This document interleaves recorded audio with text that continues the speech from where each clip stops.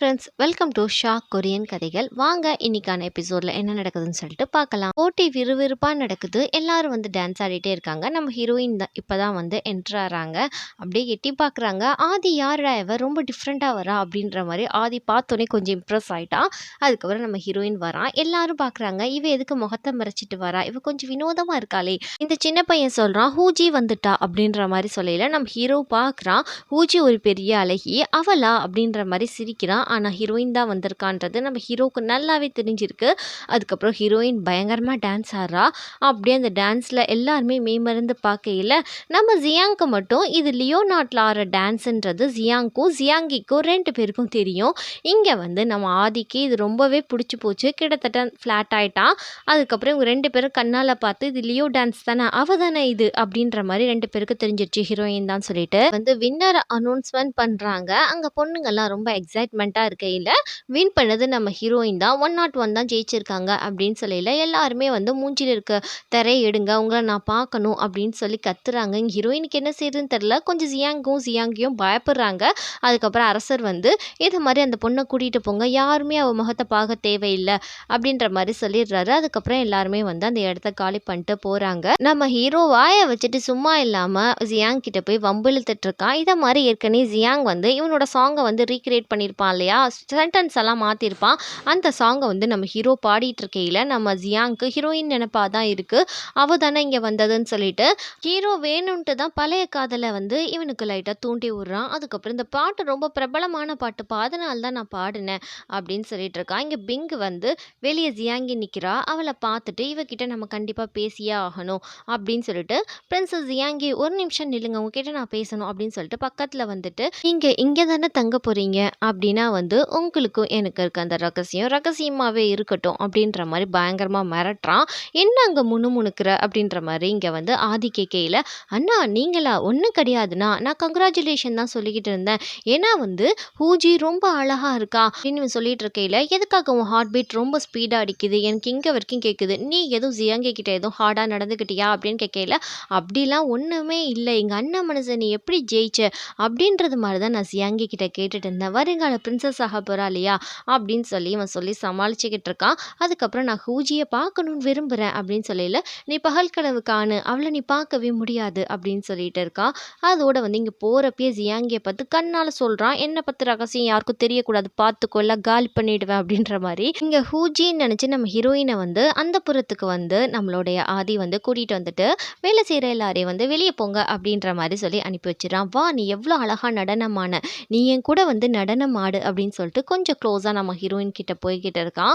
அப்போ ஹீரோயினுக்கு என்ன செய்யுதுன்னு தெரியல. அப்படியே தூக்கி கொண்டு போய் ஒரு சேரில் உட்கார வச்சு, உன் முகத்தெரிய அவர் நான் பார்க்கணும் அப்படின்னு சொல்லல. வேணான்னு இவ சொல்கிறா. எதுக்காக இப்படி சொல்கிற, நீ அவ்வளோ பேர் இருக்கையில் நீங்கள் என்னையே தான் சூஸ் பண்ணீங்க, உடனே நான் என் முகத்தை காமிக்க மாட்டேன், கொஞ்சம் டைம் ஆகும். இப்போ உங்களுக்கு அந்த குடிக்கிற ட்ரிங்க்ஸில் நான் போதை மாத்திரை கலந்துருக்கேன், முடிஞ்சா என்ன வந்து நீங்கள் பிடிச்சி பாருங்க அப்படின்ற மாதிரி லைட்டாக சீன்ற மாதிரி பேசுகிறா ரொமான்டிக்காக. அவனும் என்ன பண்ணுறான்னா, அது எனக்கு ரொம்ப சுலபமான விஷயம், இதெல்லாம் ஒரு விஷயமா அப்படின்னு சொல்லிட்டு அவன் ஒரு பக்கம் வந்து காற்றுலேயே அவளை ஜம்ப் பண்ணி பிடிக்க வரான். அவளும் பறந்துட்டு இருக்கையில் அவன் எதிர்பாராத நேரத்தில் வந்து அந்த அம்பை எடுத்து அவனோட இதயத்துக்கு நேராக வந்து அந்த மந்திர அம்பை குறி வைக்கிறா. கொஞ்சம் கூட எதிர்பார்க்கல ஆதி. அவன் ஜஸ்ட் ரொமான்டிக்காக நிற்கையில் இப்படி ஒரு காட்சியை பார்த்து அவன் ஷாக் ஆகி நிற்கிறான். இவ டக்குன்னு அம்பை பாய்ச்சிடுறா. அப்படியே பறந்து போய் நம்ம ஆதி அந்த டேபிளில் அப்படியே விழுந்து கிடக்கான்.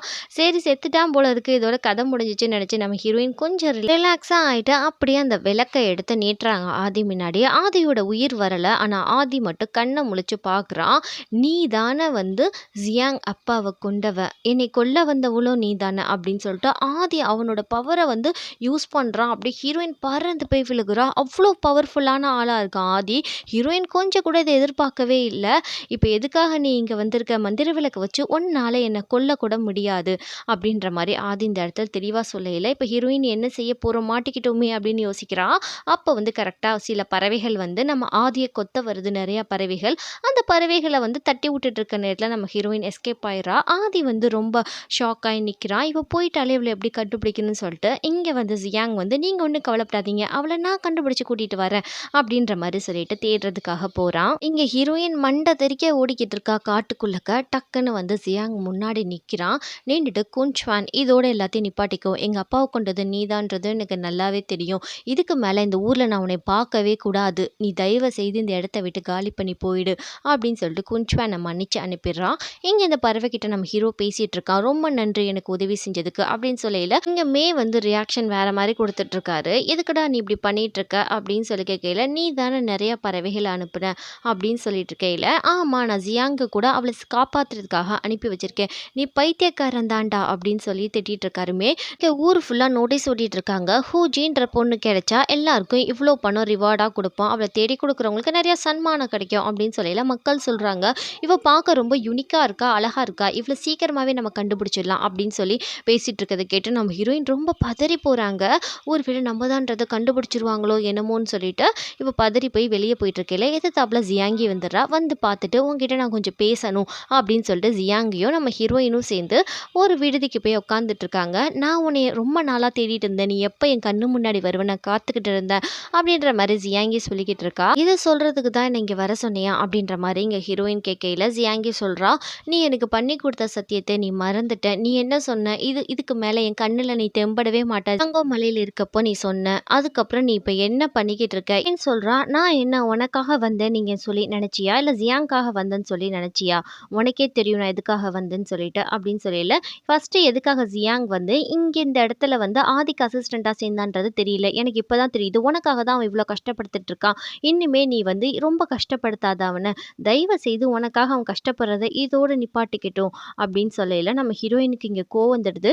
எனக்காக அவன் ஒன்றும் பண்ண தேவையில்லை, அது அவனுடைய வேலை, அவன் பண்ணி தான் அதை ஆகணும். ஜியாங்கி சொல்கிறா, இதை மாதிரி வந்து நீ எதுக்காக இப்படி பண்ணுற, கிட்டத்தட்ட உன்னை அவங்க பிடிச்சிருப்பாங்க, நீ சத்திருக்க வேண்டிய ஆள், இது தேவையில்லாத உனக்கு வேலை அப்படின்னு சொல்லிட்டு இருக்கையில, இனிமே விஷயத்தில் நீ தலையிடாத அப்படின்னு சொல்லிட்டு இங்கே ஹீரோயின் அதுக்கான காசை வச்சுட்டு வெளியே வரா. வந்துட்டே இருக்கையில ஜியாங்கி சொன்னதான் ஞாபகம் வருது, கிட்டத்தட்ட அவங்க உன்னை பிடிச்சிட்டாங்க, இது உனக்கு உதவாக்கார வேலைன்னு சொல்லியிருப்பாளையா. அப்படியே சோகமா அவளுடைய அந்த ஹோட்டல் முன்னாடி போய் நிற்கிறான். அங்கேருந்து லேடி வராங்க. சுவான் நீ எங்கே போன, உன்னை எங்கெல்லாம் நாங்கள் தேடுறது சுவான், நாங்கள் எல்லா இடத்துலையும் தேடிட்டோம், நீ இத்தனை நாளாக எங்கே போன, நாங்கள் ரொம்பவே பயந்துட்டோம் அப்படின்னு சொல்லல. ஹீரோயின் சொல்கிறான், நான் சிட்டியை விட்டு கொஞ்ச நாள் வெளியே ஊர் சுற்றி பார்க்க போனேன் அப்படின்ற மாதிரி சொல்லிட்டு இருக்கா. சரி உள்ளவா, கெஸ்ட் வந்திருக்காங்க, நிறையா சமைக்கணும், யார் வந்திருக்காங்கன்னு சொல்லிட்டு வந்து பாரேன் அப்படின்னு சொல்லிட்டு உள்ளக்க கூட்டிகிட்டு போகிறாங்க. உள்ளக்க பார்த்தா நம்ம ஹீரோ தான் உட்காந்துருக்காரு. இங்கே வந்து மாமா லேடி சொல்கிறாங்க, போய் சுவானை போய் கண்டுபிடிச்சிட்டு வாங்க போங்கன்னு சொல்லிட்டு பயங்கரமாக திட்டுறாங்க. ஆடியாலெலாம் வச்சு கண்டுபிடிக்க சொல்கிறாங்க. கடைசியில் நம்ம ஹீரோயின் உள்ளே வந்துட்டா. வந்ததுக்கப்புறம் ஹீரோக்கு விதவிதமாக சமைச்சு வச்சுருக்கா. அதை பார்த்து ஹீரோ ரொம்ப சந்தோஷப்பட்டு தேங்க்ஸ் எனக்கு சமைச்சு கொடுத்ததுக்கு அப்படின்னு சொல்லிட்டு மாமா லேடி கிட்ட கேட்குறான், தயவு செய்து இந்த பொண்ணை வந்து எனக்கு என்கிட்ட அனுப்பி வச்சிடுறீங்களா, அந்த பொண்ணு நல்லா சமைக்கிறா, எனக்கு ரொம்ப பிடிச்சிருக்கு அப்படின்னு சொல்லல. சரி அப்படின்னு அவங்க யோசிக்கிறாங்க. சரி நான் திரும்ப இந்த பொண்ணை அனுப்பி வச்சிருவேன், உங்களுக்கு வேணா நான் ஒரு கோல்டன் ரோஸ் தருவா அப்படின்னு சொல்லிட்டு ஒரு தங்க பூவை எடுத்து கொடுக்குறான். அதை பார்த்தோன்னே சரி எனக்கு ஓகே தான், அவளுக்கு ஓகேனா நீங்கள் கண்டிப்பாக கூட்டிகிட்டு போங்க அப்படின்ற மாதிரி மாமா லேடி சொல்லிடுறாங்க. அவ்வளோதான், நம்ம ஹீரோ தரன்னு பிடிச்சி இழுத்துட்டு போகிறான். நீ வரையோ இல்லையோ அது எனக்கு பிரச்சனை கிடையாது, நீ வந்து தான் ஆகணும் அப்படின்ற மாதிரி கூட்டிகிட்டு போய்கிட்டு இருக்கையில் நம்ம ஹீரோயின் இங்கே பயங்கரமாக அலப்பறை பண்ணிகிட்டு இருக்கா. வெளியே பார்த்தா வந்து அந்த அந்தப்புறத்து ராணிகளுக்கு நடந்த போட்டியை வச்சு அந்த போட்டியில் கலந்துட்டு எல்லா பெண்களையும் அடித்து பயங்கரமாக துன்புறுத்தி கைது செஞ்சு ஆதி கூட்டிகிட்டு வர சொல்லியிருக்கா. அவங்களெல்லாம் அடித்து கூட்டிகிட்டு போயிட்டு இருக்கையில் நம்ம ஹீரோயின் இதெல்லாம் பார்த்துட்டு இருக்கா. இப்போ என்னை விடுங்க நான் போகிறேன் அப்படின்னு, நீங்கள் தானே அந்த பறவைகளெல்லாம் அனுப்பி என்னை காப்பாற்றுனீங்க, எனக்கு நல்லாவே தெரியும் அப்படின்னு சொல்லல. நீ எனக்கு குக்காக வந்தால் மட்டும் போதும், அது போக சொல்கிறேன், ஹூஜியோட ட்ரெஸ்ஸும் அவளுடைய அந்த முடியும் அவளுடைய அந்த ஐலென்ஸு எல்லாமே ஆதாரமாக என்கிட்ட இருக்குது, அதை கொடுத்து யார் அந்த பொண்ணு அப்படின்னு காட்டி கொடுத்து பணம் சம்பாதிக்க எனக்கு கொஞ்சம் நேரம் கூட ஆயிடாது, அதுக்கு மேலே உன் இஷ்டம், உன்னை மாட்டி விடுறதுல நான் தயாராக இருக்கேன் அப்படின்ற மாதிரி அவன் சொல்லிட்டு, யோசிச்சுக்கோமா, யோசிச்சு உன் முடிவை சொல்லுவேன், நான் நினைக்கிறேன் நான் உலகத்தையே பார்த்தவன், ஒன்று பார்க்க தெரியாதா அப்படின்ற மாதிரி அவன் சொல்லிட்டு அசால்ட்டாக போகிறான். உன் முடிவு என்னன்றதை பார்த்துக்கோன்னு சொன்னோன்னே இங்கே ஹீரோயின் வந்து அசால்ட்டாக ஹீரோவோட பெட்டில் படுத்திருக்கா. நான் இங்கே ஒன்று வேலைக்கு தான் வர சொன்னேன், தூங்க வர சொல்லன்னு கத்திட்டு இருக்கான். இங்கே வந்து ஹீரோயினுக்கு வந்து அவங்க அப்பா அவங்க அம்மா அவங்க அண்ணனோட இருக்கிற மாதிரி நம்ம ஹீரோ ஒரு ஓவியம் செஞ்சு அது ஹீரோயின் கண்ணு படுற மாதிரியே வச்சுருக்கான். அதை பார்த்து நம்ம ஹீரோயின் அப்படியே கண் கலங்கி நின்று அழுதுட்டு இருக்கையில் நம்ம ஹீரோ வந்து சொல்கிறான், இது ரொம்ப பழசானது, நான் இங்கே வெக்கேட் பண்ணிட்டு வரப்போ அதை வந்து என்னோட அசிஸ்டண்ட் என்ன பண்ணியிருக்கானா இப்போ திறந்து வச்சுருக்கான், அவனுக்கு அறிவே இல்லை அப்படின்ற மாதிரி அசிஸ்டண்ட்டை பயங்கரமாக திட்டிக்கிட்டு இருக்கான். இன்னும் உன்னை ஜாலியாக இருக்கிறதுக்கும் தூங்குறதுக்கும் பெயிண்டிங்கை ரசிக்கிறதுக்கும் ஒன்று நான் இங்கே வர வைக்கல, ஜஸ்ட் எனக்கு நீ ஒரு வேலைக்காரி தான், போய் வேலை செய்கிற வழியை பாரு, இங்கே உட்காந்துட்டு அழுதுகிட்டு சிம்பத்தி கிரியேட் பண்ணுற வேலை வச்சுக்காத அப்படின்ற மாதிரி நம்ம ஹீரோ கொஞ்சம் ஹார்ஷாக தான் பேசி நம்ம ஹீரோயினை சமைக்கப்போன்னு சொல்லிட்டு அனுப்புகிறான். பசியாக இருக்குன்ட்டு நம்ம ஹீரோயினும் போய் சமைக்கிறா. அதுக்கப்புறம் 2 பேரும் உட்காந்து மீட்டை குக் பண்ணி சாப்பிட்டுட்டு இருக்காங்க. நான் குக் பண்ணி தர்றது அதனால நீ தப்பா நினைச்சுக்க வேண்டாம். என் வேலைக்காரிக்கு வந்ததுலேருந்து சாப்பிடல. சரின்னு சொல்லிட்டு இது ஃபேமஸான ஃபுட்டுனால தான் குடுக்குறேன். அதுக்கப்புறம் வந்து நீ ஒண்ணும் பயப்பட வேணாம். ஹூஜூவ வந்து நான் நகரத்த விட்டு வெளிய அனுப்பிட்டேன். என் குட்டி அசிஸ்டன்ட் பையன விட்டு. இந்நேரத்துக்கு அவ நகரத்த தாண்டி போயிருப்பா. நான் செஞ்சத நெனச்சு நீ என்ன நெனைக்கிற? அப்படின்னு சொல்லையில, இத மாரி ஹீரோயின் எதுவுமே சொல்லாம இருக்கா. நான் நெனச்சேன், ஃபர்ஸ்ட்டு நீ உன் முகத்த மாத்துன. அதுக்கப்புறம் வந்து மலைக்கு வந்த. என்னுடைய விளக்க அட்டைய போட்ட. இப்படி வந்து நீ ஒவ்வொன்னா நீ இப்படி பண்ணிக்கிட்டே இருக்க. இன்னமும் நீ மாறவே இல்ல. அப்படின்ற மாரிங்க ஹீரோ சொல்றான். நான் என்ன சொல்லணும்னு சொல்லிட்டு நீங்க எதிர்பார்க்குறீங்க? அப்படின்ற மாரிங்க ஹீரோயின் கேட்குறா. இத மாரி நான் சந்தோஷமா இருந்தா என்ன? கவலையா இருந்தா என்ன? நான் கஷ்டப்பட்டா என்ன? நான் செத்தா என்ன? அதெல்லாம் உங்களுக்கு தேவையில்லாத வேலை. நீங்க என் வேலையில தலையிட வேணாம். எதுக்காக என்ன ப்ரெஷர் பண்றீங்க? அப்படின்னு சொல்லி கேட்கையில, நான் ஒண்ணும் உன்ன ப்ரெஷர் பண்ணலம்மா. கிட்டத்தட்ட நீ ட்ரை பண்ணியே. உன்னால அவன கொல்ல முடிஞ்சுச்சா? உன்னால அதுக்கான ரிசல்ட்ட நீ ஏன் பார்த்துருப்ப? அவனால உன்ன கொல்லவே முடியாது. நீ வேற வழிய தேர்ந்தெடுக்கணும் அதுக்காக. அப்படின்ற மாரி இங்க ஹீரோ சொல்றான். இந்த தடவ அவன் சாகாம போயிருக்கலாம். ஒவ்வொரு தடவையும் நான் ட்ரை பண்ணிட்டே இருப்பேன். கண்டிப்பா ஒரு நாள் அவன் சாவான். அப்படின்னு சொல்லையில ஹீரோ சொல்றான், உன்னோட விஷயத்துல நான் தலையிட்டு எனக்கு நானே பிரச்சனை தேடிக்க மாட்டேன். அப்படின்ற மாரி சொல்லிட்டு, திரும்ப திரும்ப உன்கிட்ட நான் ஒண்ணு மட்டும் சொல்லிட்டே இருப்பேன். நீ வந்து ஆதிய கொல்லணும்னு நெனைக்கிற. ஆதிய நீ மட்டும் தான் கொல்லணும்னு நெனைக்கிறியா? பல பேர் கொல்லணும்னு சொல்லிட்டு நெனைக்கிறாங்க. அதனால அத மட்டும் நீ ஞாபகம் வச்சுக்கோ அப்படின்னு சொல்லிடுறான். அதுக்கப்புறம் ஒரு நாள் கண்டிப்பா அவன் சாவான் அப்படின்ற மாரி இந்த இடத்துல ஹீரோ வந்து மென்ஷன் பண்றான். அவ பாட்டுல கிளம்பி போயிடுறா. இங்க ஹீரோ கத்துறான். பயங்கரமான திமிரு பிடிச்சவ. சொல்றத கேட்கவே மாட்டேங்கிறா பாரேன் அப்படின்ற மாரி கத்திட்டு இருக்கான். இங்க ஹீரோயின் நெனச்சு பார்க்குறா ஹீரோ சொன்னத. இத மாரி நீ மட்டும் அவன கொல்லணும்னு நெனைக்கிற. பல பேர் அவன கொல்லணும்னு தான் நெனைக்கிறாங்க. அப்படின்னு சொல்லிட்டு இருக்கையில, இங்க வந்து ஆதி என்ன பண்றான்னா, திரும்ப அந்த ஃபங்ஷன் நடந்துச்சு இல்லையா? அந்த ஹால்க்கே வரான்.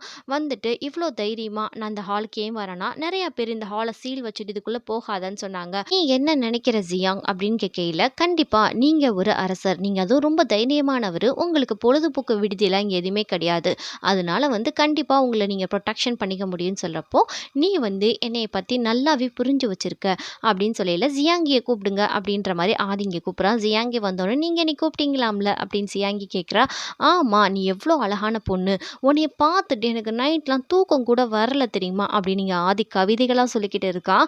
அதுக்கப்புறம் நீ இவ்ளோ அழகான பொண்ணுக்கு வந்து ஒரு அழகான ஒரு போதையான ஒரு ஒயின் குடிச்சே ஆகணும் இல்லையா? அதுக்காக தான் வந்து நான் உன்னை இங்க வர வச்சிருக்கேன். நீ கண்டிப்பா இந்த ஒயின குடிச்சு தான் ஆகணும். உனக்கு நானே வந்து ஊட்டி விடுவேன் இந்த ஒயின அப்படின்ற மாரி இவன் சொல்றான். "ஏன் நீ என்ன நினைக்கிற?" அப்படின்ற மாரி இங்க ஆதி வேணுன்ட்டே கேட்குற மாரி இருக்கு. "நீங்க சொல்றதெல்லாம் கரெக்ட் தான் அரசே" அப்படின்ற மாரி ஜியாங் சொல்றான். இதுக்கு கொடுக்குறான். ஜியாங்கிக்கு பிடிக்கல. டக்குன்னு கீழ உட்காந்துடுறா. அவனும் கீழ உட்காந்து, "ஏய் என்ன ஆச்சு? நான் எதுவும் உன்ன துன்புறுத்துறேனா? எதுக்கு மூட் ஆஃபா இருக்க?" அப்படின்னு சொல்லிட்டு கேட்கையில, "அப்படிலாம் ஒண்ணும் கிடையாது. நீங்க எப்படி மத்தவங்கள துன்புறுத்த முடியும் அரசே?" அப்படின்னு சொல்லையில, "அப்படி வா, என்னோட பொண்ணு அப்படிதான் இருக்கணும்." அப்படின்ற மாரி சொல்லிட்டு, குடி குடின்னு சொல்லிட்டு அவள வற்புறுத்தி ஊட்டி விடுறான். அப்படி ஒயின்லாம் ஃபுல்லா கீழலாம் ஊத்திக்கிது. சியாங்க்கு ரொம்ப கோவம் வருது அவர் பண்றது. அவள ரொம்ப துன்புறுத்தி குடுக்கையில, இத வந்து நம்மளுடைய ஆதி வந்து பார்த்துட்டுருக்கான். ஜியாங் எப்படி ரியாக்ட் பண்றான்னு சொல்லிட்டு, அப்படியே ஜியாங் தலைய கவுந்துக்கிறான் பார்க்காத மாரி. ஜியாங்கி வந்து சொல்றா, "நான் குடிக்க மாட்டேன் அரசே" அப்படின்னு சொல்லையில, "அப்படியா? இது எனக்கு தெரியாது. சரி நீ போய் ரெஸ்ட் எடு. உன்ன நான் ரொம்ப கஷ்டப்படுத்த விரும்பல" அப்படின்னு சொல்லிட்டு அனுப்பி வச்சுடுறான். அதுக்கப்புறம் வந்து இங்க ஹீரோயின் வந்து பெங்க தேடி தான் வரா. பெங்கு சொல்றான், "நீ என்ன தேடி வருவன்னு சொல்லிட்டு எனக்கு தெரியும்" அப்படின்னு சொல்லையில, "அதுக்கப்புறம் நான் எதுக்கு வந்திருக்கேன்றது உனக்கு தெரியும்னு நெனைக்கிறேன்" அப்படின்ற மாரி இங்க ஹீரோயின் சொல்றா. அதுக்கப்புறம் அந்த மந்திர விளக்க எடுத்து காட்டுறா. "இங்க பாருன்னு" சொல்லிட்டு பெங்கு சொல்றான், "நான் ஒண்ணும் அங்க இருந்த ஏமாந்த பெங்கு கிடையாது. இத பார்த்து ஏமாறுறதுக்கு. நீ டூப்ளிகேட்ட கொண்டு வந்து திரும்ப திரும்ப என்கிட்ட வந்து காட்டாத. நான் நம்ப மாட்டேன்" அப்படின்ற மாரி இங்க பெங்கு சொல்லையில நம்ம ஹீரோயின் சொல்றா, "இத நல்லா உத்து பாரு. நீ நல்லா பார்த்தனாலே இது தெரியும். ஒரிஜினலா, டூப்ளிகேட்டா" அப்படின்ற மாரி நம்ம ஹீரோயின் தெளிவா சொன்னோனே, நம்ம பிங்கு வந்து எந்திரிச்சு வந்து அது பக்கத்துல நின்டு உண்மையா இருக்குமோ அப்படின்னு பார்க்கையில, அதுல வந்து ஒரு ஒளி வீசுது. அந்த ஆத்மா இருக்கனால ஒளி வீசுது. அது லைட்டும் எரியுது அந்த விளக்கு மேல. அத பார்த்தோனே பிங்கு ரொம்ப ஆச்சரியப்படுறா. "இது டிஃப்ரெண்ட்டா இருக்கு" அப்படின்னு சொல்லி தொட போகையில நம்ம ஹீரோயின் டபக்குன்னு அது பின்னாடி புடுங்கிக்கிறாங்க. இதுல வந்து ஜியாங்கோட அப்பாவோட உயிர் தான் இருக்கு. இன்னும் வந்து 3 பேர் உயிர நான் எடுக்க வேண்டியது இருக்கு. அந்த வேலை முடியணும் அப்படின்னு சொல்லையில, "சரி நானும் உன் கூட வந்து ஜாயின் பண்ணிக்கிறேன்" அப்படின்ற மாரி சொல்றான். "வேண்டாம். அத நீ மறந்துட்டு ஜாயின் பண்ற விஷயத்த" அப்படின்ற மாரி ஹீரோயின் சொல்லிட்டு, "உன்னோட நாட்டு மக்கள் எல்லாம் என் நாட்டுக்கு எதிரி. நான் லியோ நாட்டு பெண். உனக்கு தெரியும்ல" அப்படின்னு சொல்லிட்டு மொறைக்கையில ஃபன்னுக்கு தான் சொல்லியிருப்பா. அதுக்கப்புறம் 2 பேரும் மாத்தி மாத்தி சிரிச்சுக்கிறாங்க. அதுக்கப்புறம் ஹீரோயின் சொல்றா, "உன்னுடைய பிங்க நான் போய் எப்படி கொல்லுவேன் பாரேன்" அப்படின்ற மாரி பிங்க்குக்கு ரொம்ப சப்போர்ட் பண்ணி பேசுறா. துரோகம் பண்ணி யார் யார் கொண்டாங்களோ, எங்க நாட்டுக்கு எதிரா செயல்பட்டாங்களோ, அவங்கள எல்லாரையுமே நான் கண்டிப்பா வந்து கொல்லுவேன். இது வந்து டீமான்ஸ வந்து கலெக்ட் பண்ணும் அப்படின்னு சொல்லையில, இங்க பிங்கு கேட்குறா, "நிஜமா இது டீமான்ஸ் எல்லாம் கலெக்ட் பண்ணுதான்னு?" கேட்கையில, "ஆமா, நீ வேற என்ன நினைச்சிட்டு இருக்க? எதுக்கு எதுக்காக நான் இத எடுக்கணும்னு நெனச்சேன். அதுக்கு தானே நம்ம 2 பேரும் இத எடுக்க ட்ரை பண்ணோம். எதுக்காக உங்க அண்ணன மட்டும் இந்த ஸ்பிரிச்சுவல் லேம்ப வச்சு கொல்ல முடியல அப்படின்னு கேட்கையில, ஆமா அதுக்கு ஒரு விஷயம் இருக்கு. நான் எப்படி உன்ன நம்புறது? அந்த ஸ்பிரிச்சுவல் லேம்ப என் கையில கூட நீ குடுக்க மாட்டேங்கிற அப்படின்னு சொல்லையில, நீ நம்பு இந்த ஸ்பிரிச்சுவல் லேம்போட எனக்கு வந்து ஒரு பிளட் கனெக்ஷன் ஏற்பட்டிருக்கு. நான் நெனச்சா அந்த ஸ்பிரிச்சுவல் லேம்ப வச்சு என்ன வேணா பண்ணலாம். உனக்கு தேவையானதும் நான் பண்றேன் அப்படின்ற மாரி ஹீரோயின் சொல்றா. இதோட இந்த எபிசோட் இங்க முடிஞ்சிடுது.